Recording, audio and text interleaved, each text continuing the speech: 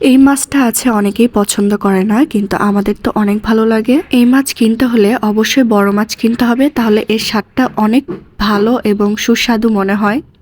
এখানে দেখতেই পাচ্ছেন এই মাছটা অনেক বড় ছিল, যার কারণে আমি এই মাছটাকে সুন্দর করে ভুনা রান্না করব, যাকে বলে মাখিয়ে মাখিয়ে।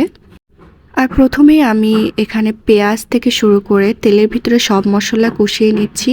আর যে কোনো রান্নারই সবচেয়ে মূল হচ্ছে রান্নার মশলাটাকে কষিয়ে নেওয়া। আর আমি এখানে অনেক সুন্দরভাবে কষিয়ে নিয়েছি। তারপর আমি এক এক করে সব মাছ দিয়ে দিব, যেহেতু মাছটা বড় ছিল যার কারণে আমি মাঝখান দিয়ে কেটে নিয়েছি। এখন আস্তে আস্তে মাছটাকেও আমি কষিয়ে নিব এবং দেখেন মাছটার রান্না কেমন হয়। আর আমি যদিও পরবর্তীতে আর ভিডিও করতে পারিনি, সময় সুযোগ হয়ে ওঠেনি, তবে মাছটা খেতে অনেক ভালো হয়েছিল, অনেক টেস্টি ছিল এবং রান্নাটাও অনেক মজা হয়েছিল। এই তো রান্না আমার শেষের দিকে। সো আল্লাহ হাফেজ, ভালো থাকবেন।